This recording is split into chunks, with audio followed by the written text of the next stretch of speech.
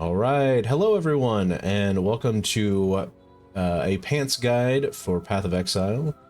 We are doing some of that great Archmage Hierophant, this time with some new updates for the 3.26.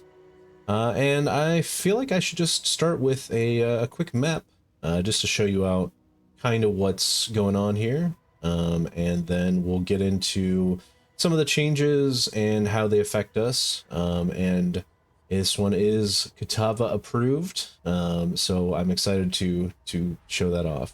But yeah, we'll go ahead and just hop in real quick for a map. The good old city square, which everybody loves. So you're frost blinking just like you would normally would. You're blasting. If you notice, there are so many more balls than in the Ice Nova version of this. The nice thing about this is it does work as, you know, kind of the one button build. But again, we'll go into some changes where what you have to do to make that possible. So we're just blasting, we're blasting. Maybe throw down some stuff. Whatever. We'll kill ourselves. I do have mage blood on this, so you know, it's not exact league start vibes, but it will feel similar to how this is, right? You're just kind of a giant wall of terrible death everywhere, which is great. So let's show off the boss real quick here. So hit Arcane Surge, and then you can hit your Arcanist Brand as well. So single target DPS is going to be a little bit less than, you know, we would like, which is fine. But still very reasonable to clear.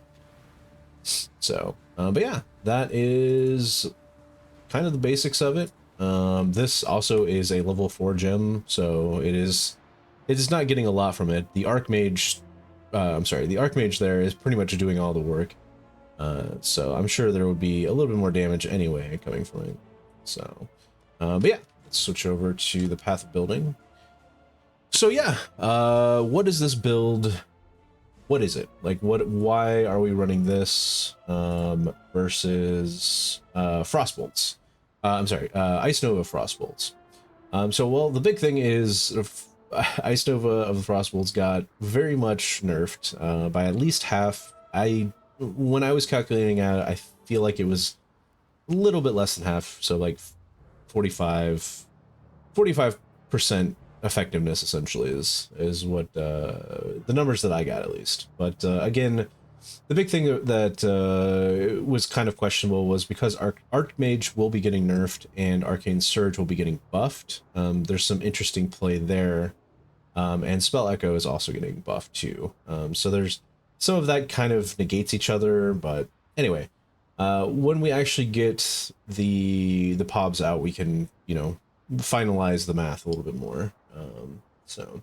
But yeah, so how does this work? Let me just make sure everything's set up for endgame-ish. So the endgame items are, I feel like, very reasonable. There is not a mage blood. This is, you know, this is definitely some investment into the character, but I don't feel like it's a wildly crazy amount. So, and if you notice here on our full DPS, we're shooting for about 11 mil, which is great. I feel like that can pretty much clear about anything in the game, assuming that the new, whatever the new Ubers are, or the new pinnacle bosses aren't, you know, the new T17 jump that you're just like, oh god, how do I deal with these? So, but we'll see. I think it's gonna be fun. This build, in my opinion, isn't really a bosser build. You should use it more for the wonderful clear speed that it has, and just busting through maps and killing giant swarms of things with all of the chaos that is the vortex of projection. So yeah, let's go over the changes real quick. So mostly in the helm, right? In our Katava's helm, the thing that we kind of benefited most from was we got our Frostbolt with greater multiple projectiles. And to make it so you have enough balls to explode, you kind of have to add in the greater volley. And me personally, I like returning projectiles, because it keeps all of the balls like relatively close to me while they're exploding. You can also sub in here slower projectiles is another one. If you would like to try that out some, see if you like that better. I think that is probably the biggest changes in my opinion, besides like the quality of life stuff. So for movement, definitely using faster casting with Frostblink is very, like this didn't really change. That's pretty much the same. And you're going to use Wrath Eternal Blessing. Again, it's really good. You can throw in Vol Haste if you want to. It's just, there's a little bit of like playing with some new stuff, new tech. The other thing too is with Haste, we might get this on our mercenaries, so we might have the nice thing about this league is we might have 2 or 3 extra auras on top of what we would normally have with just Wrath. And then our support is the other kind of support and curses are kind of the other changes, but they're more of a quality of life thing. So if you notice when I was doing it, we do have Arcanist Brand instead of having our curses in our helm. So we use that. You can use wave of exposure. That's what I want to call it. But no, wave of conviction. There we go. With the elemental weakness or conductivity, depending on which you prefer. I think conductivity will probably be better because so much of the damage is just coming from that from the actual Archmage. But yeah, I'll probably do some more playtesting with this later when we actually have the numbers in the game. Frostbomb is also great because of adding cold exposure, but more so it's for the reduced life regen. Another thing, if you're doing a two setup or a 2 curse setup, which you can do with your body piece, or if you want to try to figure out a way to grab Whispers of Doom over here, totally can do punishment, or you could do elemental weakness and conductivity as well. So just, you know, a couple options that we have going forward with the league start and kind of playing out with the new build and seeing how it feels. To me, I think it feels great. I don't mind scrolling too much if it's like support skills on the bar, but I do sometimes get a little annoyed when I have to cast something and then cast on top of it. I'm just glad that I was able to figure out something to work with the Kitava's Thirst to make this work. But yeah, so the big thing, as we were talking about with Vortex of Projection, is that it actually explodes from 5 frost bolts. So this number down here might actually be a little bit higher.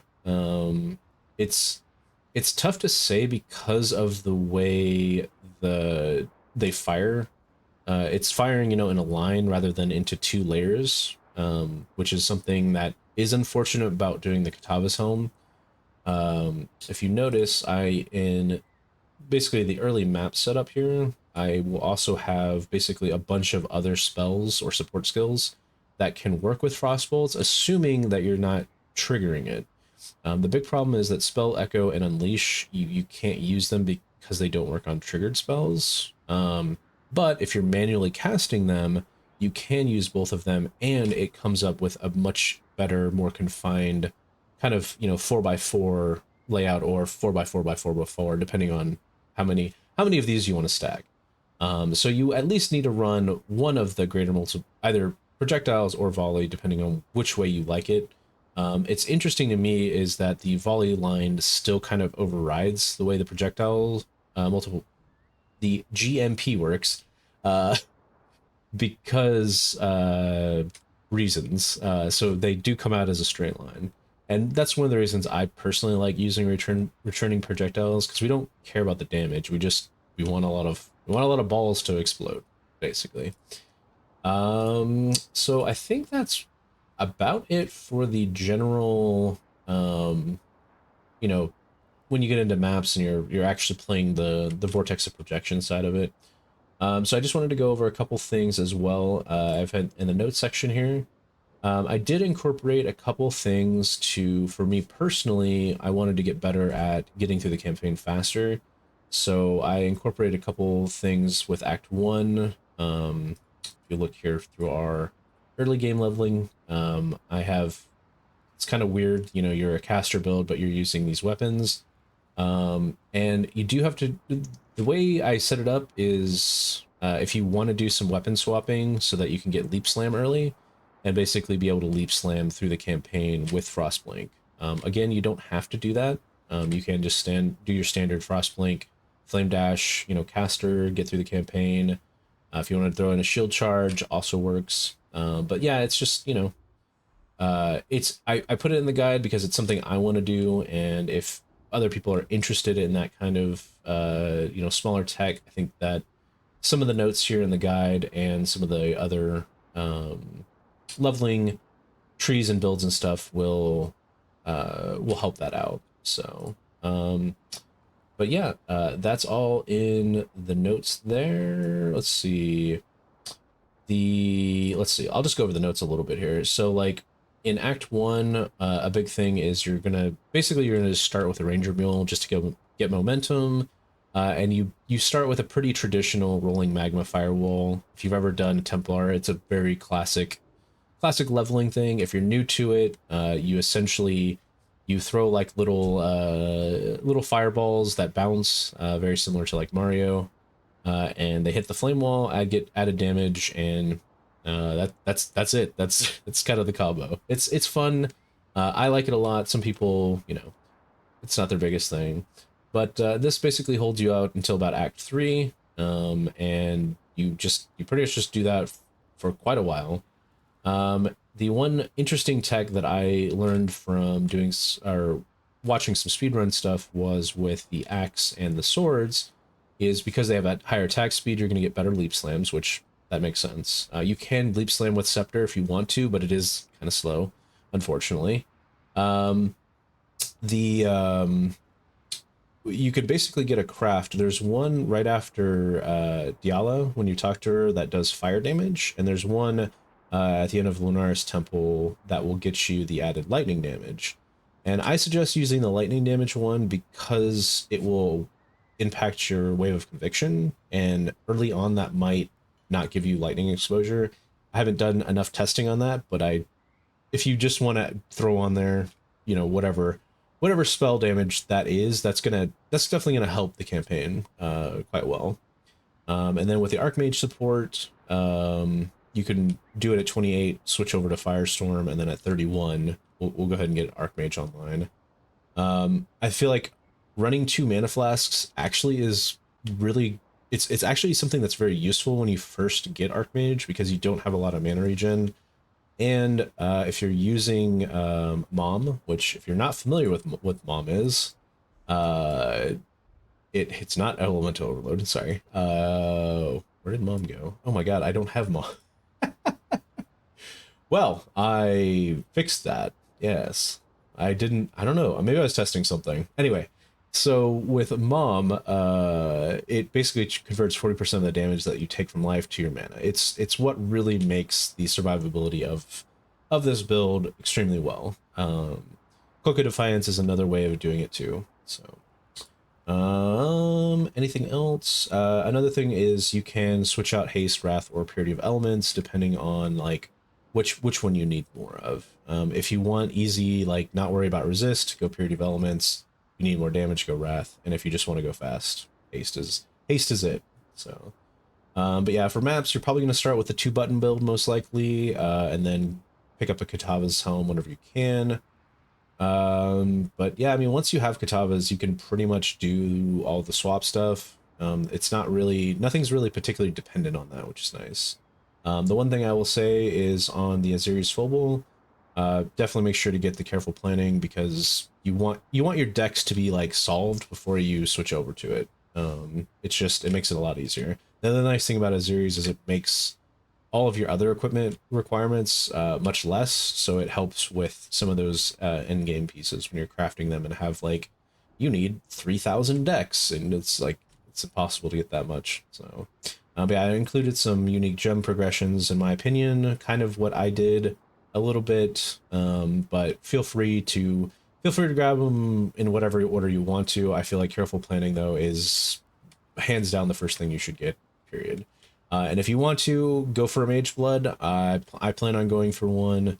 I feel like once you get the Mage Blood unlocked, which is true for most builds, the quality of life just escalates. You're so much faster, and you get to solve so many other problems. So, but yeah, I have included fairly in-depth amount of information in the guide. Feel free to ping me, leave some comments on here, let me know like what you think of it, and yeah, if you really enjoyed this build and are looking forward to playing something similar to it, let me know, and of course, do all those good social media things, like the video, share it, check it out, subscribe. Yeah, awesome. I hope everybody has a great league start, and I will be streaming on Friday at Pantzmcgee on Twitch. So, and I guess I'll be streaming on YouTube as well. So yeah, y'all take it easy, and I'll hope to see you on Friday. Bye.